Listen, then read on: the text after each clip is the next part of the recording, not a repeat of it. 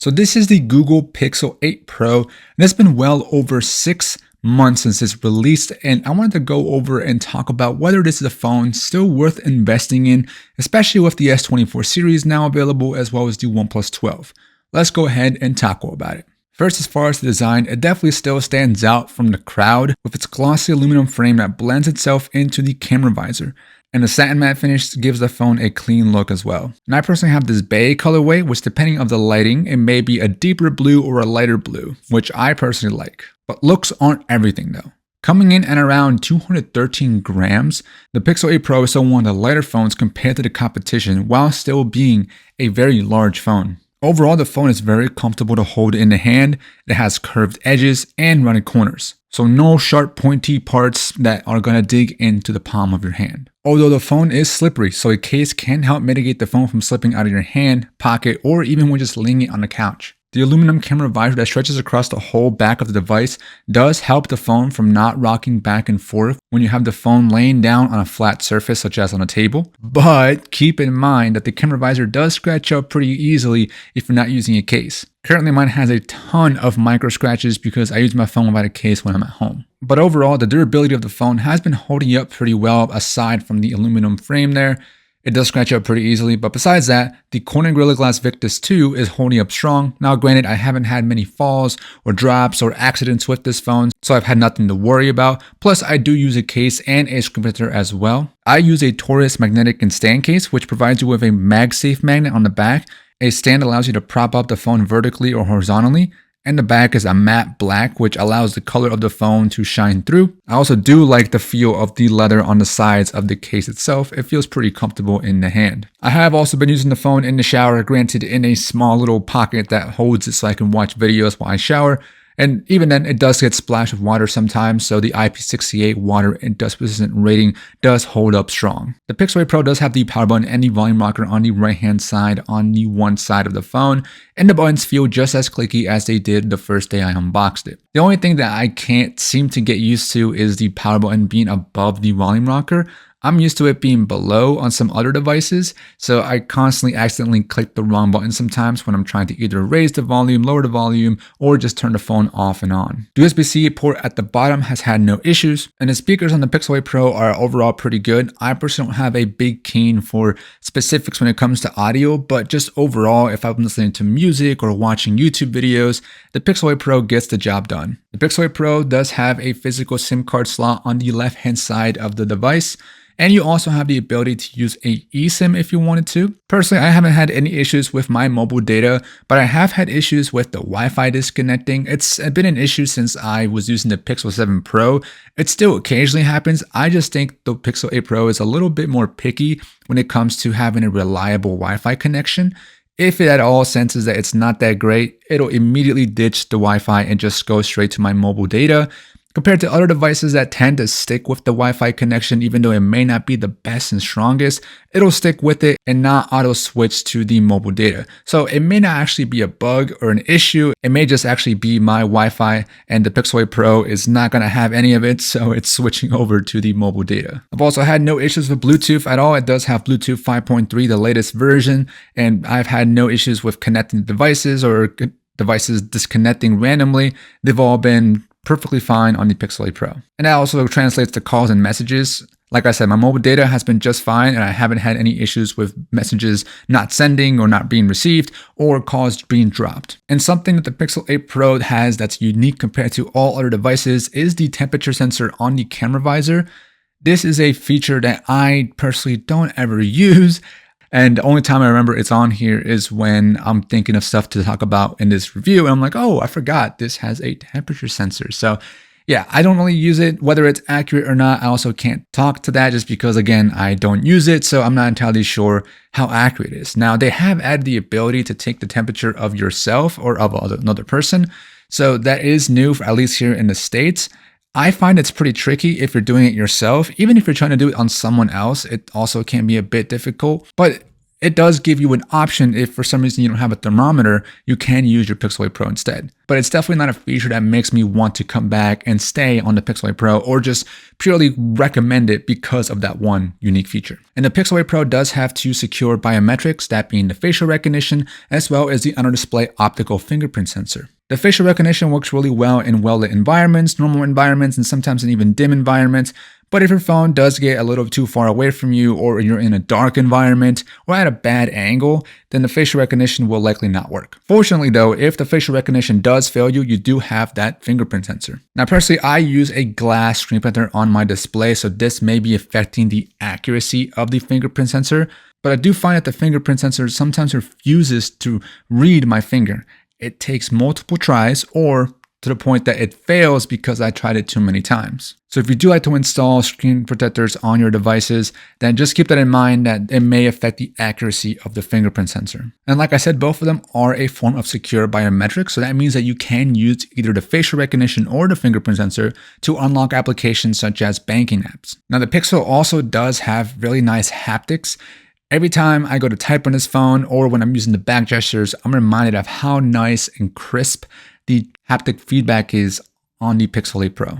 As far as the display, you do have a 6.7-inch 120Hz 1440p HDR10 Plus OLED display with the ability to go up to 1600 nits for high brightness mode or up to a peak of 2400 nits. This display basically is a phenomenal flagship display. It's also now a flat display with rounded corners, so it is a lot easier, like I already mentioned a couple times, to install a glass screen protector on the phone itself. But overall, for just everyday basic usage and daily usage, I've had no complaints with the Pixel 8 Pro.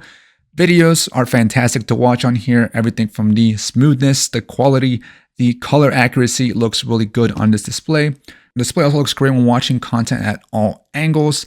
Keeps both the colors and sharpness very good. And when you're outdoors, the display gets plenty bright enough when being used in sunny, bright days. The display also has the ability to go down to 1 Hz, which does allow you to then use a always on display. Personally, I don't use an always on display, but it is an option on this phone.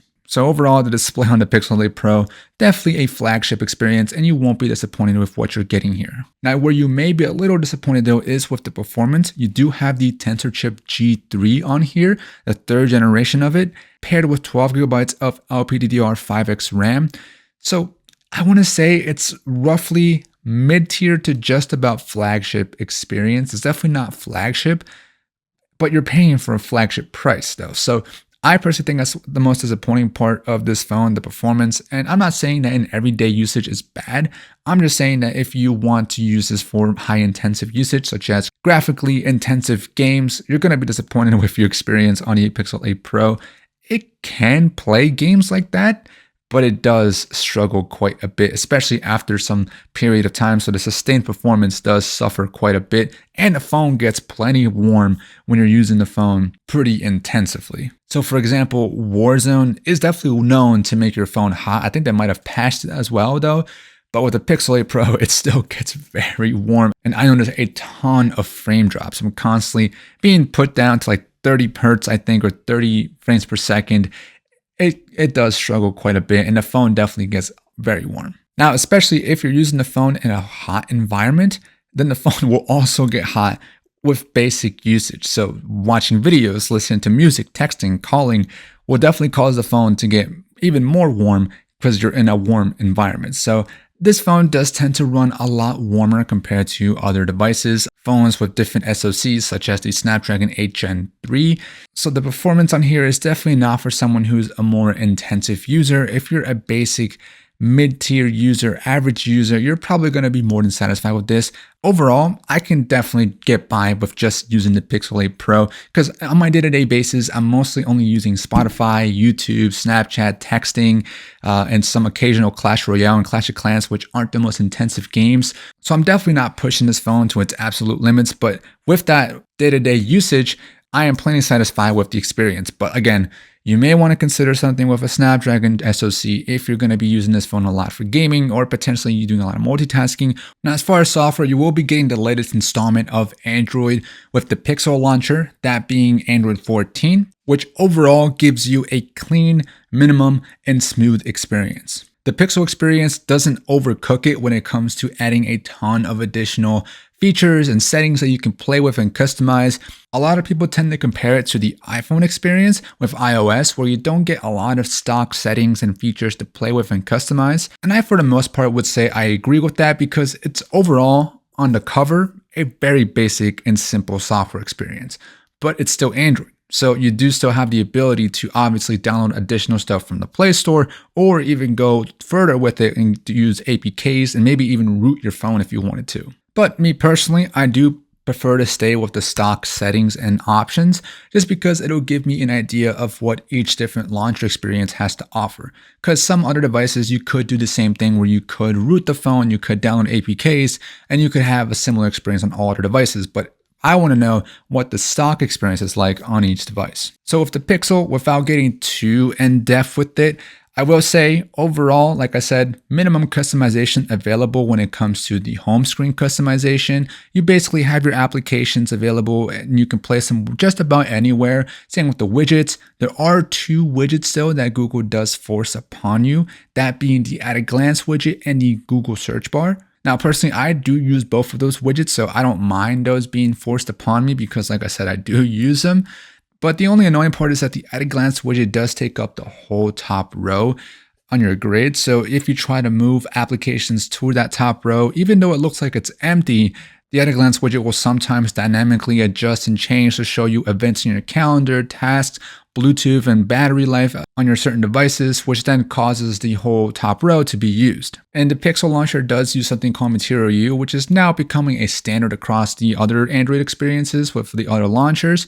But basically with Material U, you use the colors from your wallpaper to then adopt those into the system and also some of your applications. So stock settings, stock applications such as like the calculator will use that color palette from the wallpaper, apply it to those apps, which does overall make the experience look a bit more aesthetically pleasing. The latest version of Android has added a bit more customization on your lock screen though, where you do have the ability to choose from a handful of clock styles, and then you can also adjust the shortcuts at the bottom. It's pretty nice that they have these options now because before it was a lot more simpler. Now, as far as some features that do make me want to come back to the Pixel 8 Pro every single time, there really is only just one, and that's the call screening features and direct my call. And I think there's one other one that's mixed in with the calling and phone experience. The phone experience on the Pixel 8 Pro is overall way superior compared to every other device out there, even the iPhone. And the reason being is because of call screening. Basically, what it does is that in the background, when you get a call from an unknown number or a known spam caller number, the Google Assistant will actually answer the phone on your behalf in the background and just let the user know or the caller know that, hey, you're being screen called with the Google Assistant. If you want to proceed and actually talk to me, then go ahead and tell me who this is and why you're calling. And if they actually respond, then my phone will ring and say, call screening is happening in the background. This is who's currently trying to call you right now. Usually, whenever it's a spam or a bot or someone who doesn't, actually need to talk to me or doesn't want to talk to me, it just accidentally call my number maybe, we'll usually hang up. And so that means that all those unwanted calls that you may get throughout your day will no longer happen because the Google Assistant will take care of them for you. That's such a nice, convenient feature that I think anyone could take advantage of and actually will appreciate and like that because it overall, like I said, does make the phone experience very nice. There's also the direct my call, which basically means that if you call a 1-800 number that has this massive menu system, instead of listening through each menu system, if it's a well-known number, the Google Assistant will already know what that menu system is and physically display it on your display. So then you can just quickly go through that menu system without having to wait for the bot to read them aloud to you. You can also manually screen call. So if you do get a phone call from someone in your contacts and you don't actually have the ability to answer physically with your voice, then you can have the Google Assistant answer for you. Now, granted, the Google Assistant can only ask certain prompts and questions that are predefined within the software. So you can't physically type out certain stuff and respond via text to speech. you can only listen in on what the other person is saying. So you'll get a text version of what the other person is saying. So if for some reason, like I said, you're in a situation where you can't physically talk on the phone, but you want to know if it is an emergency of some sort, you can have the Google Assistant screen call them so that you can see what they're trying to call you for. If it's important, you can obviously take over and answer the phone call there and then. And now we can't talk software without talking about at least a little bit of AI. So there's a handful of AI features available with the Pixel 8 Pro, but I only use one of them. So you have the video and photo features such as Magic Eraser, Magic Audio Eraser, the Best Take, Video Boost, the AI wallpapers, you have the Google Assistant article summarization and read aloud, voice recording summarizations, and you also have Circle to Search. And you also do have the ability to replace the Google Assistant with the Google Gemini, so you can have like an actual chatbot experience, but it's up to you to decide if you want to do that. Before, the Google Gemini wasn't able to do the basic Google Assistant commands such as setting tasks, reminders, and alarms. Now it is able to do that, so it is a little bit more useful, and I actually have switched over to Google Gemini myself. But it's kind of funny to me because by doing so, you kind of remove two of the new features that Google Assistant was supposed to be able to do. They might have just overwritten it, obviously, with the Google Gemini. They probably realized, yeah, that was kind of a waste of time. Just use Google Gemini. But basically, with the Google Assistant, you could have held down on your Google Assistant in the middle of an article and had the Google Assistant summarize using AI the article for you. And it gives you some bullet points of some of the important takeaways and information from that article. You could also then have it read aloud if you wanted to. So if you do switch from the Google Assistant to the Google Gemini, those two features are no longer available.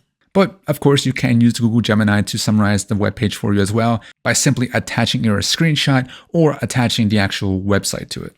So I personally do use Google Gemini pretty consistently, like I would the Google Assistant. So I would ask it random questions. I have my roommate's pets that I sometimes want to give them some food that I'm eating, and I'm not entirely sure if they can actually eat it. So a lot of times I'll find myself just asking Google Gemini, hey, can dogs have this or that, or cats have this or that? So I do use it pretty often, and I find it to be pretty reliable and useful.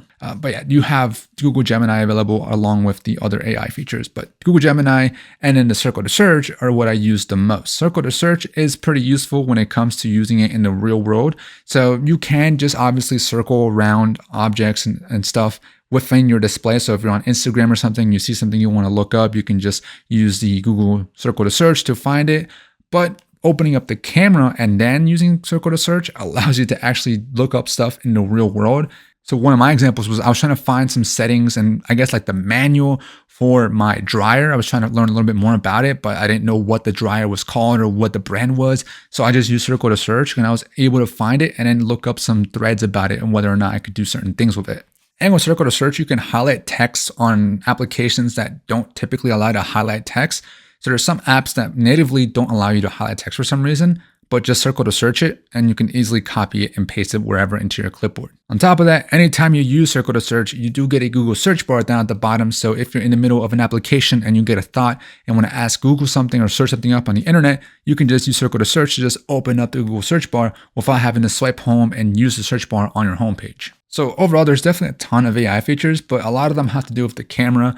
And I don't personally use my camera very heavily or especially use those AI features for the camera. So I can't talk to them honestly. And also with the wallpaper AI, I don't use it myself either. So I won't pretend to try and hype them up because like I said, I personally don't use them. Now, lastly with software, I do want to quickly talk about the ecosystem. When you buy into the Pixel 8 Pro here, what kind of ecosystem can you expect? Obviously, it is a Google phone, so you can't expect the Google Suite to just work off the bat. So just by logging in and setting up your phone, you have to obviously have a Google account to set up your phone. You'll automatically have all your Google files, whether it be from the Drive or from one of the Google Suite applications. That'll all seamlessly just switch over to here, and as well as all contacts and Google Photos that are saved in your Drive will all automatically show up in here as well. But speaking of hardware, there are a couple of options you have. So you can go the direct route with Google and get like the Pixel Watch. You can get Google earbuds, and you also get now a Pixel tablet.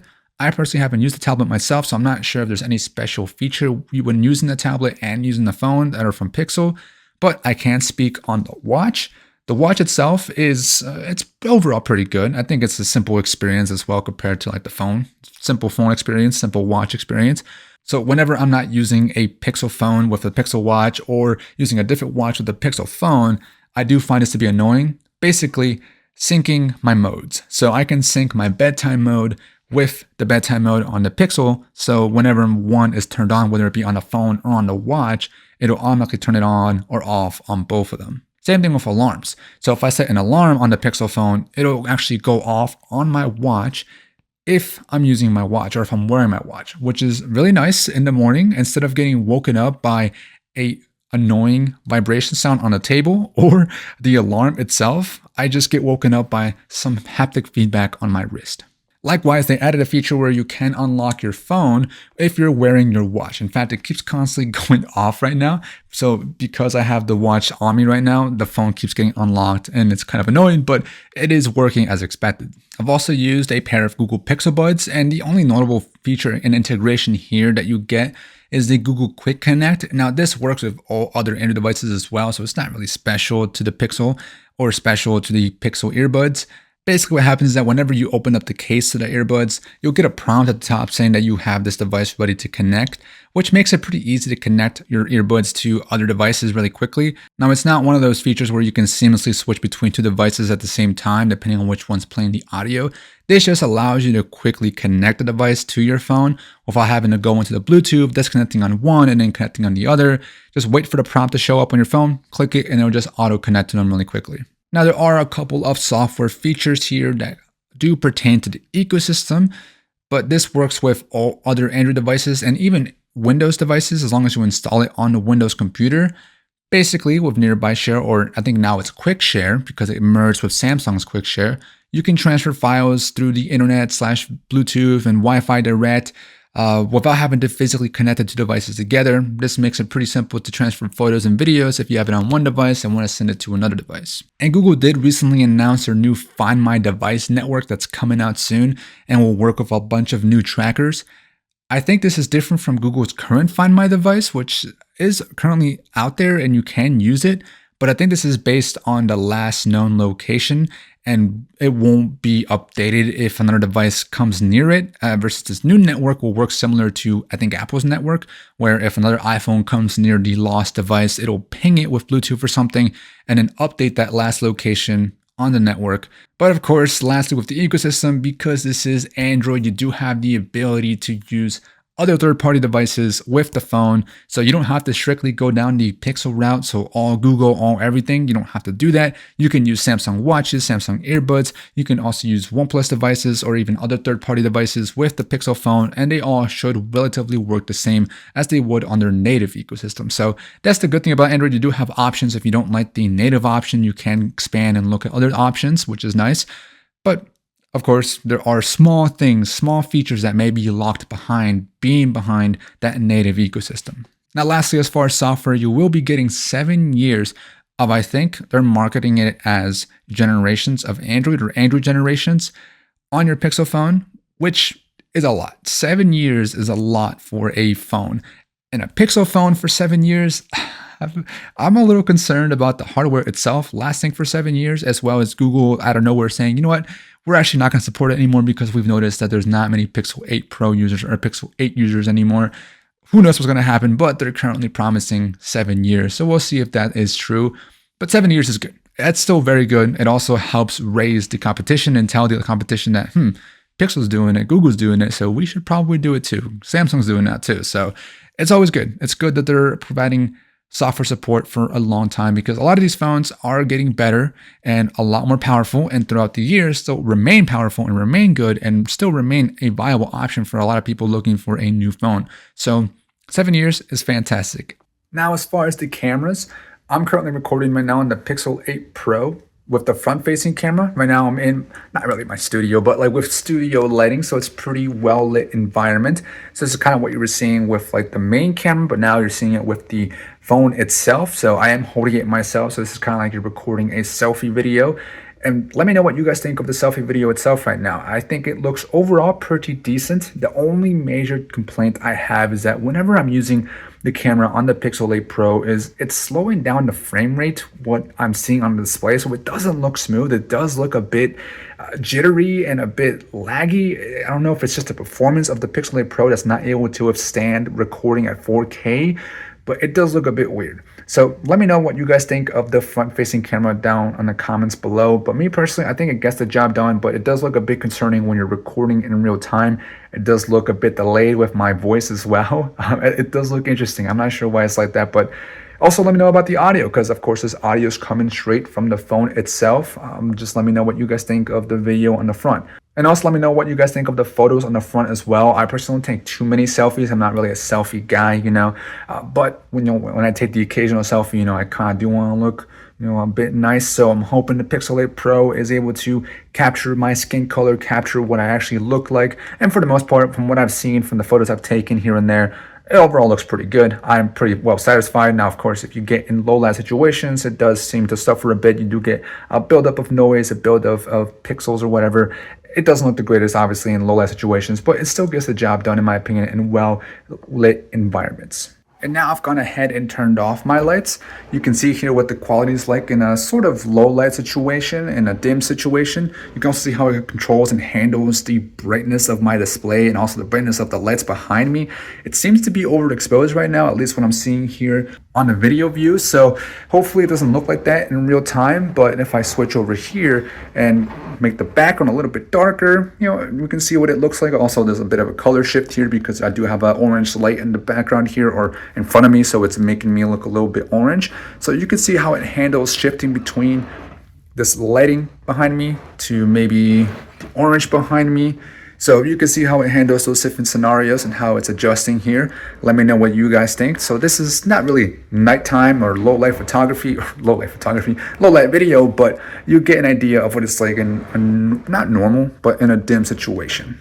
Okay, so hopefully you're seeing me in frame here, but this is using the ultra wide and 4K 30 with a pretty well lit environment. This is again using the same lighting that I was using for my regular DSLR camera. So letting you see what you guys think on whether or not this is similar to my DSLR. Now, of course, this is just straight video settings. It's not like log or anything like that. No extra color grading. It's just straight from the camera, from the phone itself. And this is, again, the ultra wide. I will add over top a couple of other additional video clips from me using the ultra wide as well as me using the wide, just so you guys can see an idea of what the video is like in both regular lighting conditions as well as in dim conditions or even nighttime video. I personally don't use my phone very often to record videos, but it's always nice to be able to use your phone for the occasional shot here and there, whether it be for a video that I'm making or just to record a memory, because I don't always have my camera on me. Although I do try to primarily use a real DSLR camera or some kind of mirrorless camera to record something, because I just like the form factor more than trying to use my phone at the same time. Sometimes you want a separate phone to a camera, but again, letting you guys decide on your own what you guys think of the footage, because you also may be viewing this footage on a different display, so a TV or phone itself, and that TV or that phone may alter the color. So when I speak of something, it may not be exactly what you're seeing. So letting you guys decide what you see is the best way, in my opinion. And right now I am switched to the main lens. Again, this is with the well lit conditions as well. So hopefully it does seem to be pretty decent, pretty decent color, pretty decent quality as well. Not much noise, hopefully, in the background. Hopefully it's not overexposing these lights back here. The orange or the white bright lights back here is hopefully it's looking pretty decent. And I'm going to go ahead and turn off the lights now just to give you an idea of low light conditions or just dim conditions without any additional lighting to it. All right, so now, as you can see, no lighting besides the backlighting behind me, so hopefully it's not overexposing that. But you can see now how the quality changed, whether I think there should be a little bit more noise. Now, I am still on the main lens, the 1X lens, so it may still look pretty decent because it is supposed to be a bigger sensor, so it should hopefully be able to bring a little bit more light compared to, say, like the ultra wide or the telephoto. I won't be showing you the telephoto here, but in these conditions. But here you have obviously what it looks like. So let me know what you guys think, and hopefully you can decide on your own whether or not this is pretty decent video footage. So if you were to somehow be recording a role or someone in an interview or something, this is what it would look like if you had no lighting and you had some natural lighting and some backlighting from LED lights. Now, also just be showing you guys some photos that I've taken over the past 6 months with the Pixel 8 Pro from comparisons that I've made in the past to from the first photos that I've taken. So some of these images may not have the most recent processing, but then again, I will try and upload a more recent photos in this collage of photos that I'm showing you here, just to give you guys again an idea of what the photos are like. And these are all, again, just straight up stock settings, straight up just point and shoot, and letting the phone process the photos on its own, not adding any additional filters, not adding any additional editing to it. This is, again, just straight from the phone. So again, I am a point and shoot kind of guy. So whenever I do use my phone for photos and videos, I just point and shoot and let the phone do its magic to figure out the scenario, figure out the scene, and get me the best image possible. Because I, like most people, probably don't really maybe care about editing, or maybe don't have the time, or also just want a photo there and then. So the phone should be doing all the work for me. I paid big bucks for it, so it should be doing the work for me. So let me know what you guys think of the photos from the Pixel 8 Pro down in the comments below. I think photos overall definitely are going to end up looking pretty good with the Pixel. Overall, they tend to have very good colors in my opinion, and overall sharp and good quality. So again, just let me know what you guys think, and hopefully you guys can decide whether or not the photos you see here are up to par for you. Now lastly, let's talk about battery life. You do get a 5050 milliamp hour battery on the Pixel 8 Pro, and honestly, it's pretty good. I want to say that it's improved for over the past 6 months, because before I remember only being able to get me just about a day's worth of battery life, but now it definitely gets me a day just about every day. So I think battery life is pretty good, and this may sound pretty cliche and pretty classic of me to say, but this is the best battery life I've ever experienced on any Pixel ever. And I mean, the bar was set pretty low. I used the Pixel 6. That was my first ever Pixel ever. And so the battery life on there was pretty atrocious. So going to the Pixel 7 Pro, it was better, but then the Pixel 8 Pro definitely is a lot better. I want to say it's pretty close and competitive compared to the S24 Ultra and the OnePlus 12. Now, of course, everyone's mileage will vary here depending on the applications that you use, how long you use your phone for, what kind of environment you're using your phone in. But me personally, the experience I'm getting is typically on my heavier days, I'm getting around maybe 14 to 18 hours of total usage, with anywhere from 5 to 7 hours of screen on time. Then on my lighter days, I get anywhere from 18 to about 26 or so hours of total usage, with anywhere from 3 to 5 hours of screen on time. So the less I use my phone, the longer it lasts. Makes sense, right? So I think that's still pretty good, because that's about what I get on my other devices as well. So it definitely competes and compares to other devices. But again, that's with my usage. A lot of my usage is pretty basic. It's a lot of phone, texting, calling. It's a lot of video watching, just using Spotify, connecting to Bluetooth devices, occasionally texting or using social media, playing the occasional Clash Royale game. So it's pretty basic stuff that I do. So it's not the most intensive usage. So again, like I said, your mileage will definitely vary here. Now, as far as charging, you do have two methods. You have USB-C, 30 watts of fast charging, or wireless charging, up to 23 watts if you use Google's proprietary charger. Personally, I don't use wireless charging at all, but with the wire charging that I get, it takes about 1 hour and 15 minutes or so, which does sound like a lot, which is a lot compared to the competition, but it is an improvement compared to last year, which took about an hour and like 45 minutes, which is how long the iPhone 15 Pro Max takes for me. So definitely an improvement, not the best, but it's getting better. So overall, would I still recommend the Pixel 8 Pro going into mid-2024 after over its 6-month lifespan? I still think it's a solid phone. It's still a really good phone, but for the price, I think you're better off looking towards the OnePlus 12, because I currently see the Pixel 8 Pro listed for around $800 or so, and that's very similar to the pricing of the OnePlus 12. So I think you might be better off getting that device just because of the better performance and also the better customizable software. But of course, everyone has their own opinions. Some people may prefer the simpler software from the Pixel 8 Pro. So to each their own, everyone has their own preferences when it comes to what they prefer on their phone. But for the pricing, for me personally, I kind of think I'd choose the OnePlus 12 over the Pixel 8 Pro. So hopefully this video was helpful. Let me know down in the comments what you guys think of the Pixel 8 Pro. And if you own the Pixel 8 Pro right now, how has your experience been? Do you still love your phone? Have you been having a good experience? Do you regret buying it maybe? Let me know all your opinions, all your thoughts down below. Hope you guys enjoyed, and peace.